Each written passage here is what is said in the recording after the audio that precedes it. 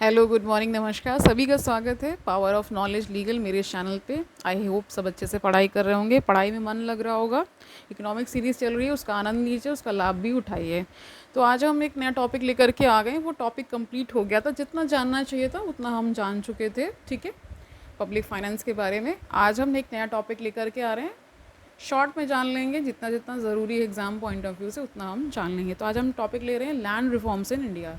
क्या क्या लैंड से रिलेटेड रिफॉर्म्स हुए उसके बारे में जानते हैं। आज शुरू करते हैं आज का सेशन। Let's get started. तैयार हो जाइए। Land reform usually refers to the redistribution of land from rich to the poor. यानी कि इसे क्या कहेंगे, रिफॉर्म्स का मतलब होता है एक तरह से बदलाव अच्छे के प्रति, मतलब अच्छा बदलाव, ठीक है।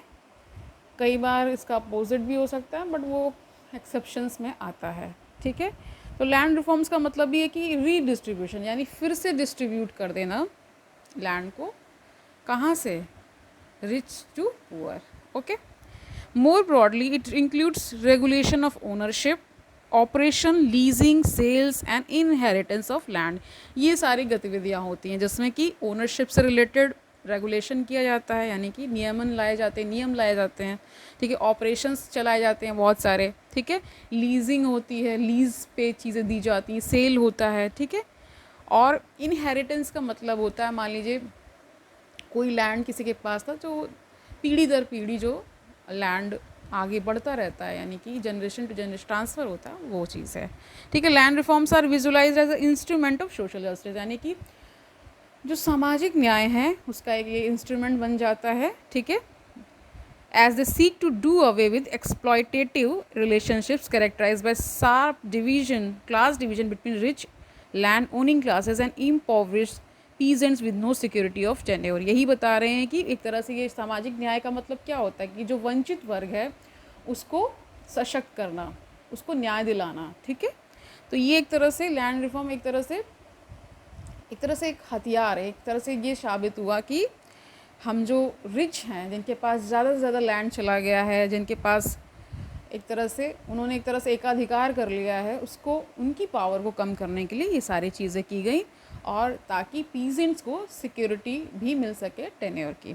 तो कंपोनेंट्स जान लेते हैं लैंड रिफॉर्म्स के, वो जान लेते हैं। Land reforms encompass mainly 5 components. क्या 5 कंपोनेंट्स हैं? पहला है एबोलिशन ऑफ इंटरमीडिएट टेन्योर्स, दूसरा है टेनेंसी रिफॉर्म्स, तीसरा है ceiling of land holdings and distribution of surplus land, consolidation of holdings, and fifth one is compilation and updating of the land record. सबको पता है कि जो बीच के लोग होते थे उनका एबोलिशन किया गया, ठीक है।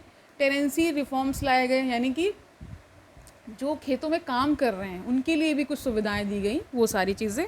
सीलिंग का मतलब होता है लैंड होल्डिंग्स, सीलिंग का मतलब होता है एक तरह से एक बाउंड्री क्रिएट कर दी गई, ठीक है। और डिस्ट्रीब्यूशन, जो सरप्लस लैंड था, यानी जो अधिक जिसके पास था, उसको फिर दोबारा से किया गया। कंसोलिडेशन का मतलब आपको पता होगा, छोटे छोटे जो खेत होते हैं उनके बीच में उनको कंसोलिडेट करके एक बनाया गया ताकि अच्छी पैदावार हो सके, ठीक है। कंपाइलेशन का मतलब होता है इकट्ठा करना, और अपडेटिंग ऑफ लैंड रिकॉर्ड्स, यानी कि जो रिकॉर्ड्स हैं उनको मेंटेन किया गया, उनको अपडेट किया गया, ठीक है। क्या ज़रूरत थी उसके बारे में जान लेते हैं। Lead for land reforms in India, यानी कि क्या ज़रूरत पड़ गई ऐसा करने की।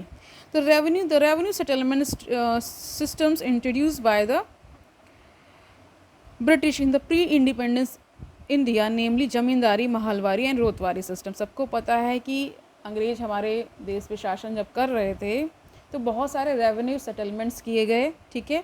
उनमें मुख्यतः कौन कौन से सेटलमेंट्स थे, जैसे कि उनमें थे जमींदारी था, महलवारी था, रोतवारी था, ठीक है।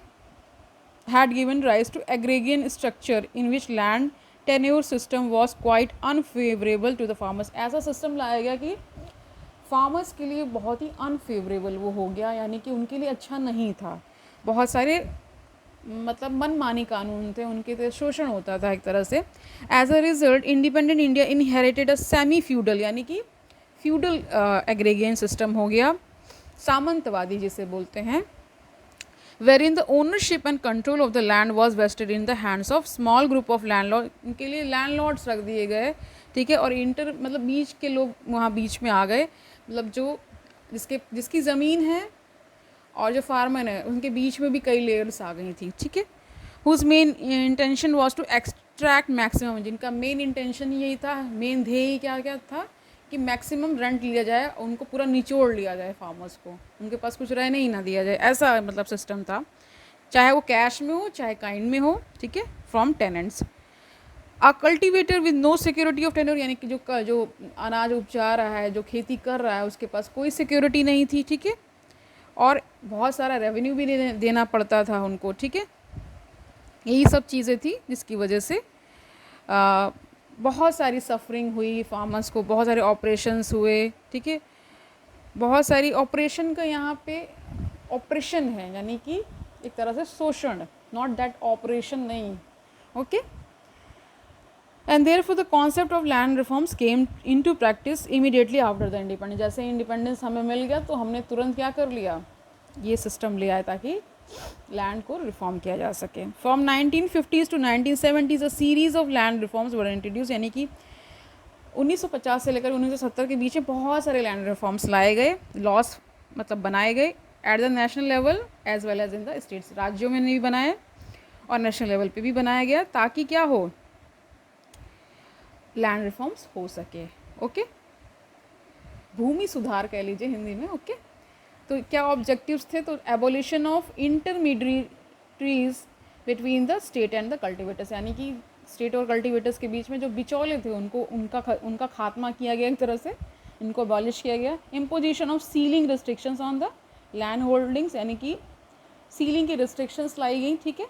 Distribution of surplus vested land among the rural poor, यानी गरीब जो किसान है उसको एक तरह से लैंड दिया गया, जो सरप्लस लैंड था वो उनको दे दिया गया, जो अधिक में था उनको दे दिया गया, पुअर्स को, ग्रामीण जो पुअर थे। Conferment of ownership rights on the tillers of the land and security of land, यानी कि ओनरशिप का राइट भी जो वहाँ खेती कर रहा है उसको दे दिया गया, ठीक है, और सिक्योरिटी एक तरह से उनको प्रोवाइड कराई गई। Increase in agriculture production and consolidation in land holding, यानी कि एग्रीकल्चर प्रोडक्शन भी फिर इंक्रीज़ हुआ और कंसोलिडेशन यानी उसका एकीकरण भी किया गया लैंड होल्डिंग्स का, जो छोटी छोटी इधर उधर बटी हुई थी उनको एक किया गया, ताकि सिलसिलेवार तरीके से पैदावार की जा सके, अच्छे से उसमें खेती हो सके। तो अब जान लेते हैं land reforms through 5 year plans. 5 year plans आपको सभी को पता है, प्लानिंग कमीशन 5 ईयर प्लान्स बनाता था, तो उसी के बारे में थोड़ा सा जानते हैं क्या क्या लैंड रिफॉर्म्स हुए 5 ईयर प्लान्स के through. The constitution of India made the land a state subject, यानी लैंड को स्टेट सब्जेक्ट बनाया गया। सभी को पता है कि 3 लिस्ट है हमारे पास, ठीक है, यूनियन लिस्ट, स्टेट लिस्ट और कंकरेंट लिस्ट। तो वही बताया यहाँ पे क्या है, लैंड को स्टेट लिस्ट में डाला गया, स्टेट सब्जेक्ट बनाया गया। Only the state legislature have the power to enact and implement land reform law, यानी कि स्टेट को पावर दे दी गई ताकि वो कानून उसके प्रति बना सकें लैंड से रिलेटेड और उसको इम्प्लीमेंट भी कराएं। However, the central government played a significantly advisory and financial role in the land policy, यानी कि सेंट्रल गवर्नमेंट ने क्या किया, एडवाइजरी, एक तरह से एडवाइजरी भी जारी करता रहा कि ये करना चाहिए, ऐसे करिए, फाइनेंशियल असिस्टेंस भी दिया गया, ठीक है, okay fine, okay. The government of India has establish national planning commission immediately after independence. सभी को पता है जैसे इंडिपेंडेंस मिली, planning commission, national planning commission को बना दिया गया, ठीक है, ताकि क्या हो सके, सोशियो इकोनॉमिक प्लानिंग अच्छे से हो सके, है ना। वो फिर इनका काम दे दिया गया प्लानिंग कमीशन को कि 5 ईयर प्लान्स बनाइए।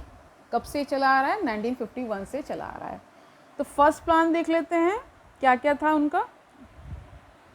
फर्स्ट प्लान कब से कब तक है, तो 1951 से लेकर के 56 तक है। तो इसमें क्या इश्यूज़ थे, increase in cultivation area, in cultivation area को इंक्रीज़ किया गया। Large land holdings of uncultivated lands, यानी कि कई लोगों के पास बहुत सारी लैंड की होल्डिंग है बट वो अनकल्टिवेटेड है। तो प्लान एक्शन क्या किया गया, land reforms to be interlinked with the cultivation and effective use of land by abolishing intermediaries and permanent right and heritable rights to tenants, यानी कि यही सब जो मतलब सुधार में लाया गया ये सारी चीज़ें। सेकेंड प्लान में क्या किया गया, 1956 से लेकर 61 तक है। तो productivity of agriculture land is poor, importance of irrigated agriculture, यानी इश्यूज़ ये सब थे। तो इसको फिर क्या एक्शन लिया गया, तो इसमें क्या सॉइल कंजर्वेशन पे एक्शन लिया गया। Implementation of the land reform major, जो भी लैंड रिफॉर्म मेजर्स लिए गए वो सेकेंड प्लान में इम्प्लीमेंट किया गया। थर्ड प्लान में क्या था, 1961 से 66 तक चला। तो इसमें क्या इश्यूज़ थे, food security for the masses, waste land under irrigation and cultivation, ये सारे इश्यूज़ हैं, ठीक है। तो फूड सिक्योरिटी मासेस को मिल सके वो इश्यूज़ थे। वेस्ट लैंड जो होता था अंडर इरीगेशन, कुछ मतलब जो ऐसी भूमि है जो कि वेस्ट जा रही है, ठीक है, उसको ठीक कर। तो क्या प्लान एक्शन किया गया, launch of area development programmes, ये थर्ड प्लान में हो रहा है। सॉइल सर्वेस कराया गया और कंजर्वेशन कराया गया। इंटीग्रेटेड लैंड डेवलपमेंट पॉलिसी भी लाई गई इसको ठीक करने के लिए। फोर्थ प्लान देखिए शुरू हो रहा है 1969 से लेकर के 74 तक, ठीक है। तो इसमें क्या इश्यूज़ थे, फूड सिक्योरिटी तो इशू था ही। Emphasis on food crops and enhanced capacity of land use to ensure food security, large land holdings and fewer allocations of land, ये सारी इनकी इश्यूज़ थे। इसको फिर ठीक करने के लिए क्या किया गया, इरीगेशन एंड सॉइल कंजर्वेशन किया गया, ठीक है। Dry lands and waste lands पे फोकस किया गया। हाई क्रॉप यील्ड की गई। Land reforms with land ceiling acts and consolidation of land, ये सारी चीज़ें की गई। कंसोलिडेशन किया गया, सीलिंग की गई, एक तरह से ये सारी चीज़ें की गई। फिफ्थ प्लान देखिए 1974 से 79 तक है। इश्यूज़ क्या थे, इश्यूज़ ऑफ लैंड रिफॉर्म्स क्या थे, पुअर लैंड मैनेजमेंट था, increase in drought prone and affected, आपको सभी पता है जहाँ सूखा पड़ता है उन एरियाज़ को बहुत ज़्यादा बढ़ गई थी, यही इश्यूज़ थे। तो इसको ठीक करने के लिए क्या किया गया, तो क्या प्लान किया गया, drought prone and desert area, मतलब एक तरह से इस तरह से एक प्लान बनाया गया ताकि ड्रॉट प्रोन एरिया को टारगेट किया जा सके, ठीक है। फिर उसके लिए क्या प्रोग्राम लाया गया, drought prone and desert area development program लाया गया, ठीक है, वॉज लॉन्च्ड। देखिए ये कभी कभी पूछ लिया जाता है कि ये प्लान कब आया है, ठीक है, तो इसका ईयर यानी कभी कभी पूछ लेते हैं किस प्लान के तहत आया था। वही फिफ्थ प्लान के तहत क्या लाया जा रहा है, drought prone and desert area development program was launched. Emphasis on soil conservation and dry farming पे एम्फेसिस किया गया। फिर आइए ये सिक्स प्लान क्या है, कहाँ से कहाँ तक है, 1980 से 85 तक है। क्या इश्यूज़ थे लैंड रिफॉर्म्स के, ineffective utilization of land, ठीक है, green revolution with effective cultivation, यानी आप सभी को पता है इसी एरा में ग्रीन रेवोल्यूशन भी लाया जा रहा है। तो यहाँ पे फिर क्या, जो यहाँ इशू होगा वही प्लान वहाँ बना दिया जाएगा। ये आपको एक तरह से आप समझ लीजिए, एक सूत्र समझ लीजिए, एक की समझ लीजिए, ठीक है, कि effective and efficient land and water management program in drought prone areas फिर लाया गया, ठीक है। सेवन्थ प्लान जान लेते हैं, तो 1985 से 1990 तक है। इसके इश्यूज़ क्या थे, सॉयल इरोजन था, लैंड ग्रेडेशन था, डिफॉरेस्टेशन था। फिर उसी तरह के प्रोग्राम लाए जाएंगे। तो emphasis on soil and water conservation, launch of waste land development programmes, ये सेवन्थ प्लान में आ रहा है, ठीक है। इफेक्टिव लैंड मैनेजमेंट प्रोग्राम लाया गया, ओके। देन एट्थ प्लान देखिए 1992 से 1997 इसका कार्य मतलब टाइम पीरियड है। इसमें इश्यूज़ क्या थे, people's participation in land management at the local level, degradation of the land, ठीक है। फिर यहाँ पे क्या किया गया, एक्शन क्या लिया गया, plan action, greater importance to the watershed approach and its linkage with the soil conservation, यानी कि डिग्रेडेशन ऑफ लैंड को रोकने के लिए सारे चीज़ें की गई। फिर नाइन्थ प्लान देखिए 1997 से 2002 तक है। इसमें क्या इश्यूज़ थे, लैंड डिग्रेडेशन था, integration of watershed programs and other schemes with other schemes, increasing gap between potential crop yield and actual yield, ठीक है। ये सारे इश्यूज़ थे कि जैसे कि लैंड का एक तरह से डिग्रेडेशन हो रहा है, ठीक है।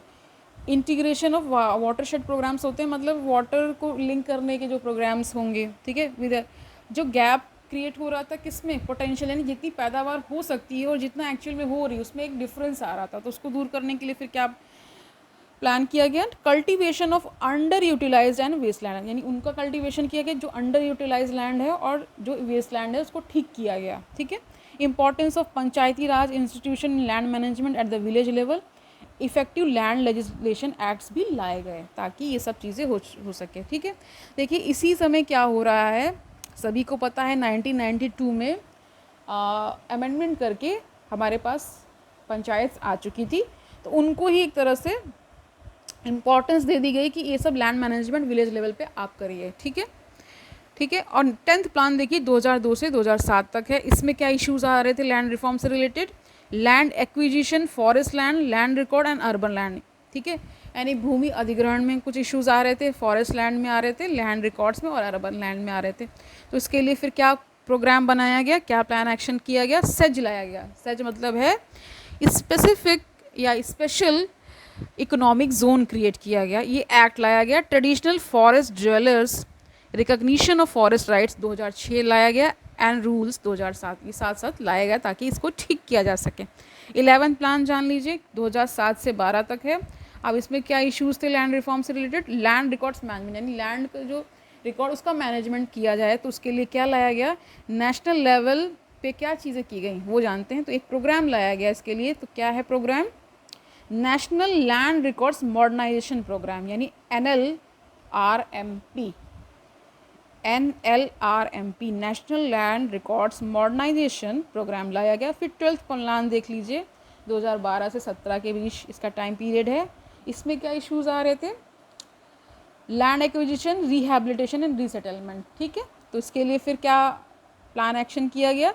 The right to fair compensation and transparency in land acquisition, rehabilitation and resettlement act 2013 का लाया गया ताकि इन इश्यूज़ को ठीक किया जा सके। ओके, तो आज के लिए इतना ही रखते हैं। ओके, ये हमने इंपॉर्टेंट चीज़ें देखी इसमें कर ली है। इसमें डायरेक्टली क्वेश्चन ये पूछा जाता है कि मान लीजिए कोई प्रोग्राम दे दिया गया और ये पूछ लिया गया कि किस प्लान के तहत ये लाया गया था, ठीक है। ये सारी चीज़ें इसमें पूछी जाती हैं। ओके, यानी कोई भी चीज़ मान लीजिए क्रॉप से रिलेटेड या कोई भी पर्टिकुलर प्रोग्राम दे दिया गया कि बताइए डॉट प्रोन एरिया डेवलपमेंट प्रोग्राम कब लाया गया, तो ये आपको आना चाहिए कि ये कब हुआ, ये 5th प्लान के तहत हुआ, ठीक है। ये सारी चीज़ें इसको ध्यान से देख लीजिए।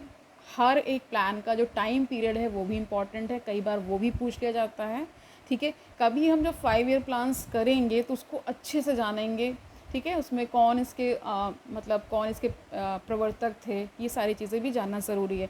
ये लैंड से रिलेटेड यानी लैंड रिफॉर्म से रिलेटेड जितना कुछ जाना चाहिए वो हमने शॉर्ट में जान लिया है, ठीक है। इसके बहुत सारे अदर आयाम भी हो सकते हैं ना, लैंड रिफॉर्म्स के अलावा भी बहुत सारी चीज़ें जो प्लान्स बनाए जाते थे उसमें होता था, ठीक है। सिर्फ इससे रिलेटेड ही चीज़ें नहीं होती थी, बहुत सारी चीज़ें 5 ईयर प्लान्स के तहत की जाती थी, ठीक है। लेकिन मेन टारगेट जो लेके वो यहाँ पे बता दिया गया लैंड से रिलेटेड। ओके, समझ गए? कई लोग कहेंगे कि इसमें तो वो सारी चीज़ें नहीं है, ये लैंड से रिलेटेड ही टॉपिक डिस्कस हो रहा है, लैंड रिफॉर्म से रिलेटेड ही, इसलिए उससे ही रिलेटेड बात की गई है, ठीक है। कल मिलते हैं, अच्छे से पढ़ाई करिए। ओके, कल मिलते हैं। Have a nice day.